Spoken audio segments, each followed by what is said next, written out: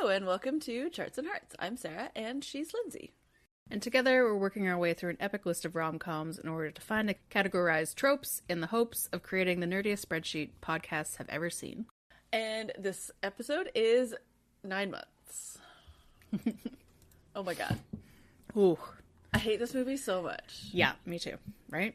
So much. I think in my brain that I got it confused with the one where Arnold Schwarzenegger gets pregnant. Twins? Twins. No. Twins. Oh, what is it called? Junior. I think I got it confused with Junior, and I don't know why. Like, obviously I knew it was Hugh Grant, and I knew that Hugh Grant didn't get married, but I don't know. I feel like Tom Arnold is also the best friend in that. That's why I think I got it I think confused. so. And it's like that weird Tom Arnold time where we're like, everybody's trying to make Tom Arnold happen. And yes. Yeah, I watched this movie, like, I have memories of seeing it a lot now that I watched it again, which is weird.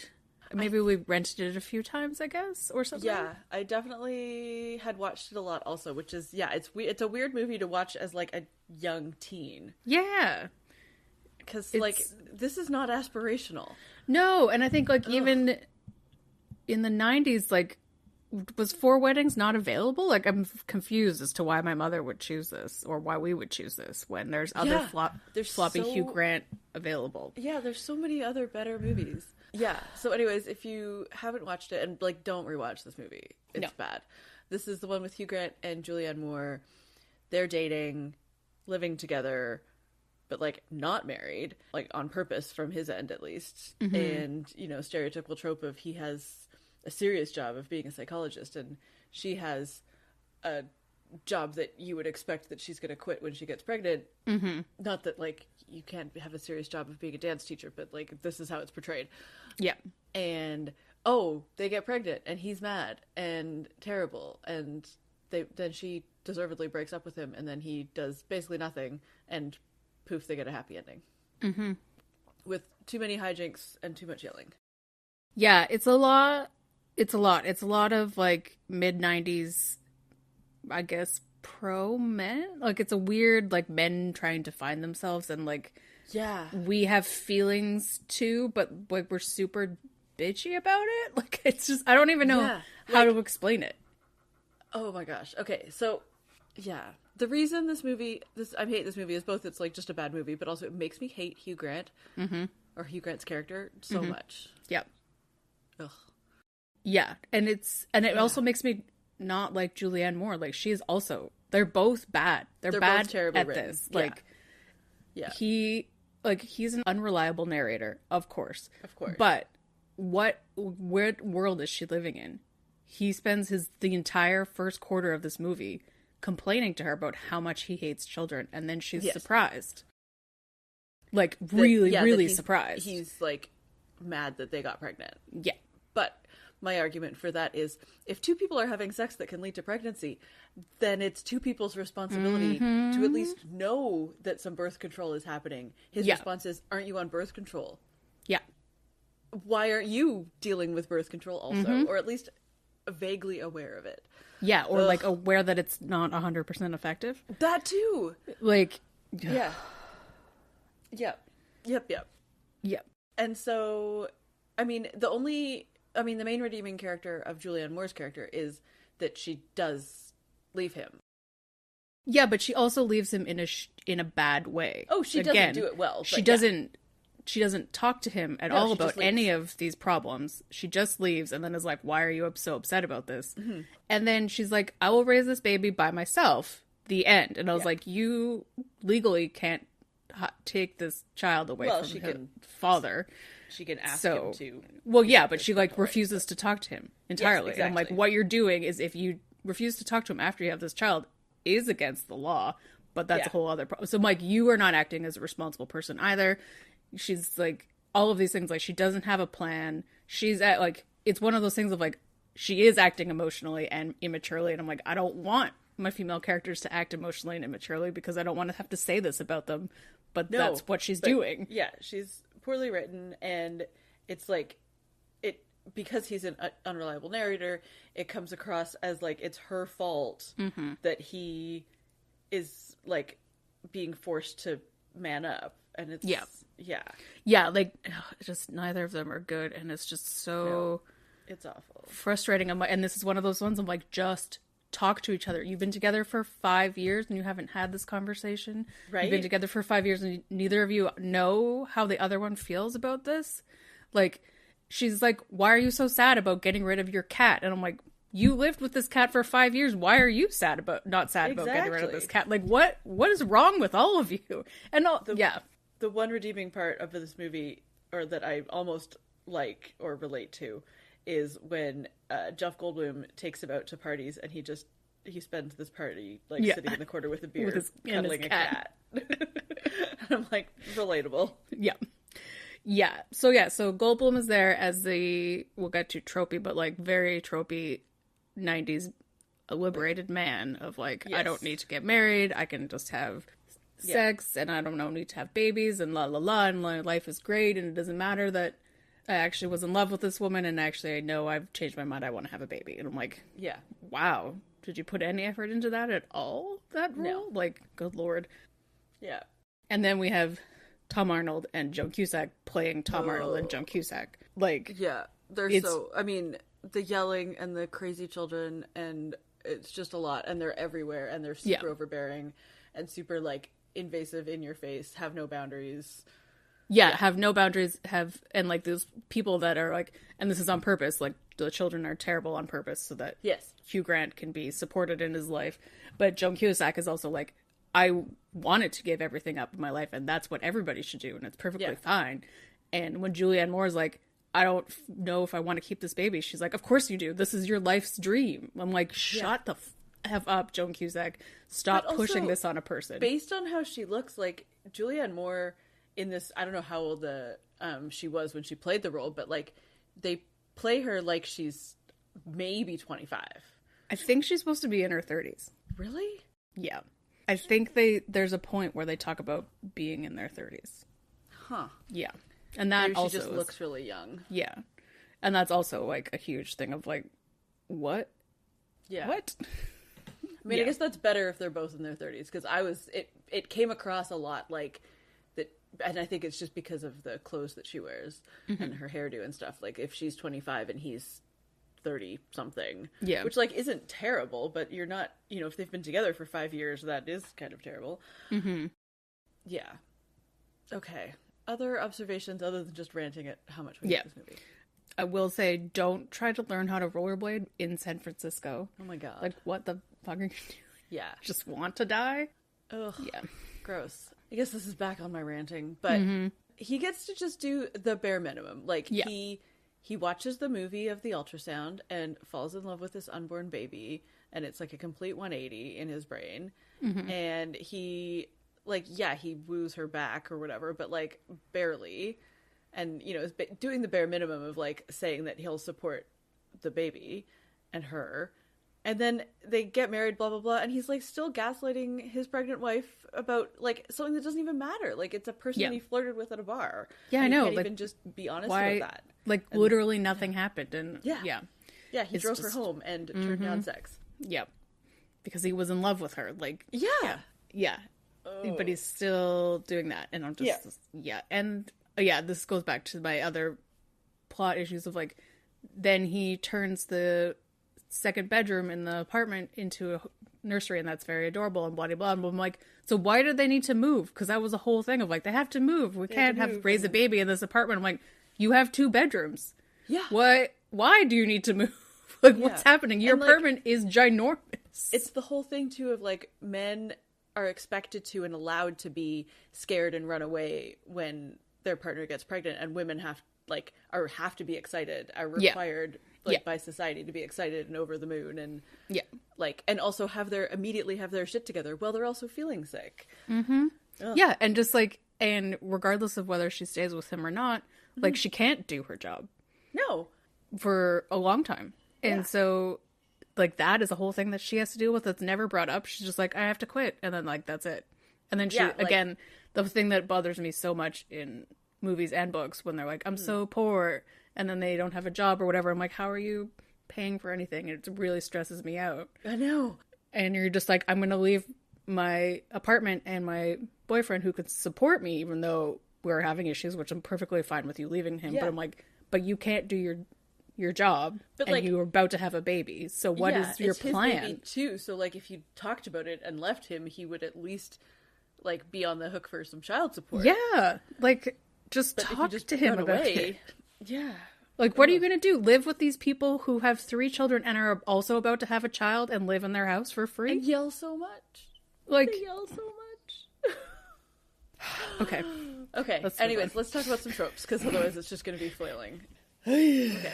Yeah, we've got so many tropey side characters. We've got Tom Arnold and Joan Cusack. We've got Jeff Goldblum. Oh, and we haven't even mentioned Robin Williams and his terrible accent. Wait, why is he in this movie? I don't care. He's like one of the good parts. Yeah, he's really basically the only good part, but also like, is it racist? I don't know. It's one of those, like, I don't know. Yeah. Yeah. Yeah. Yeah. It's a bit ishy, but yeah. But he's ridiculous. Yes, he's very hilarious. It's one of those things of, like, the entire driving to the hospital scene where he keeps hitting people in his car, that I find entertaining because it's so ridiculous. And also, like, because I didn't remember it, so that got... Yeah, so it just, like, kept happening. Just kept happening. And Robin Williams in the insane 2-person birthing room, which is not a thing. Well, it's because they were overcrowded, so they stuck them together. Like, trying to give birth, like, trying to deliver both of them at the same time. Like, trying to remember the word for an epidural. Yeah, like, that stuff is entertaining. Yeah. Yeah. Yeah. Delightful. Okay, so we've already talked about this a lot, but crazy, quirky family with terrible kids, who, of course, his girlfriend, who he's feeling ooshy about, latches onto immediately, so then he has to spend all of his time with them as well, just to exacerbate the issue. And apparently San Francisco is a tiny town with, like, where you run into the same people everywhere. And it's not even like they run into them at, like, childbirthing class or Lamaze or whatever. No. Like, yeah, they just run into them all over the place. And Joan Cusack is Jeff Goldblum's sister, who is Hugh Grant's best friend, but he didn't know about her until this movie. Yeah. It's very strange. Okay. This one is, like, specific for this, of crashing his fancy car after getting the big news, but I feel like it's, like, a combo of, like, crashing the fancy car that you're so in love with, having a crazy Goldberg? What's his name? Rube Goldberg, like, kind of event of, like, something weird happening and, like, this turning into, like, a farcical accident kind of thing because you're so shocked whether the news is good or bad or whatever. Kind of one of those kinds of big generic tropies-ness of, like, basically. Yeah. Which then, kind of ties into the montage, because, like, there's montages of, like, time passing, but then also montages of just, like, chaos of, like, trying to get to the car crash and then trying to get to the hospital with the ongoing collecting of injured people. Yeah, there's this montage of becoming a single person in the 90s, so he gets his ear pierced and he goes rollerblading. Yeah. And then there's the montage of, like, the happily ever after. Yeah, and then we just have, I feel like, as a separate trope, I don't know if it'll come up again, but just Robin Williams doing his thing. Just like, here you go, here's the basic script. Yeah. And we'll just put the camera on. Yeah. So. Oh, we've got so many giant babies. Oh my god. They're so like giant. 7 months old. They're massive. They're so big. Yeah, and then pregnancy tropes. And also, like, weird pregnancy things in the 90s of, like, you have to get rid of your cat. Yeah. Because they just found out about toxoplasmosis and they don't know what it is. And stuff like that. But yeah. Yeah. Pregnancy tropes of, like, feeling the baby kick and then the husband can't feel it and then just all of it. And, like, male, like, expecting a baby tropes of, like, you know, hard-ass guy all of a sudden cries when he watches when he watches a baby. Ugh. Yeah. Yeah. Okay. Oh, sorry, I just remembered Robin Williams with the stirrups and the bed just, like, going up and down. That's good stuff. Anyway. It is good stuff. Okay, Lindsay, does this movie pass the Bechdel test? Technically, yes, but I feel like as the Bechdel test evolves, as we know, it's not a perfect system. I think that women talking about babies and or their children, and that's all. Yeah. Not that I'm saying that that's not a job. That's 100% a job, but they also can talk to each other about other things. So this one is a technical pass, but I'm like, I think we need a different kind of test. Yeah, there's like a corollary to the Bechdel test. Like talking about something else that's not being pregnant. Basically, women having an identity outside of being a sexual object for men, and also outside of being a mother or like childbearing person only. Yes. Yeah. Okay, let's make a ridiculous pie. Okay, so even though he's incredibly frustrating and annoying and the worst we've seen so far, he's still very swoony. Damn Hugh Grant. Damn that man. It's floppy hair. Yeah, when he flops his hair and he dances with the little ballerinas, and you're just like, then you get more mad at the movie because he, like, also makes it, you hate him, but also then, you know, deploys this. Deploys this. It's so rude. It would be, so make rude. More. I would like it more if he hated all of children. Yeah, like if he never grew to like kids other than his own. Yeah. But whatever. We're not talking about the plot anymore. We're talking about Hugh Grant swooning. Pie. Okay, I don't know, like 20? Yeah, because it's the lowest amount of swooniness, because I'm mainly just mad at him. Yes. What to expect when you're expecting. Like, there's so many references to various books that you obviously have to read. Yeah, and then they're both reading them. And yeah, I don't know, 50? I think so, because it also, like, encompasses the 90s pregnancy life. Not that you and I were pregnant in the 90s. We were 10 and 14, but, like, still, we were around. And we watched television. Yeah. And then that leaves us with 30% yelling, which feels appropriate. Yeah, because the kids yell all the time, and they're just the worst. The whole delivery scene, I'm just like, oh my god. There's so much yelling in that. It's just all yelling. Tom Arnold doesn't do anything but yell. Yeah. Even, like, there are times where he's, like, kind of sweet and endearing that I'm like, okay. But he's, like, protective of Julianne Moore's character, but also, like, trying to help, like, them get back together, because that's what he wants to happen. Yeah. And he has this amazing line when Hugh Grant comes to the door, and Joan Cusack's like, who is it? And he's like, it's my mom. And she's like, your mom's dead. And he's like, I know, it's a real surprise. I'm like, I'm getting into that kind of stuff. Yeah. Do more of that. He does have moments when I'm like, oh, yeah, you're kind of funny. It's not good. I don't feel good about it, but it happens. Yeah. So. Yeah. So much yelling. Just everybody shush. Okay. Well, this is going to open up this can of worms again. But Lindsay, what do you think's next for them? No. There's no way. They need to learn to communicate, and if they can't communicate before they have a baby, there's no way they're going to learn afterwards. No. They're gonna grow to hate each other and or their child. Yeah, and resent each other for not doing what they were expecting in their mind. Yeah, what they like assume that their partner is doing, but they haven't talked about it. Yeah, no, I don't feel good about it. Yeah, slim to no odds, which I'm fine with. Lizzie, what's next for us? Well, we're leaving Floppy Hugh Grant month on a bummer note, even though it was really great for a while. Yeah, but we're heading into fun times. Yes. Hot times in the summer with our very loosely summer themed month. Our next up on the list will be She's All That. Yay! We haven't done a teen movie in quite some time. Yes, we're very excited for summer and also podcasting. Yes, and also that cast, because it's ridiculous. Yes, I haven't seen that movie for so long. I know, me either. Anyways, that brings us to the end of this episode. You can always leave us a rating or a review wherever you get your podcasts. And you can find us on social media. We're at Charts and Hearts Podcast on Instagram, Facebook, and Threads, or we're at Charts and Hearts on Twitter. Or you can head to our website, chartsandhearts.com, where you can submit your suggestions for rom-coms and tropes for us to add to the list. You can also check us out on Patreon at patreon.com/chartsandheartsclub. For Floppy Hugh Grant month, we did The Englishman Who Went Up a Hill and Came Down a Mountain, and that was delightful. That movie slaps. Highly recommend. Very fun.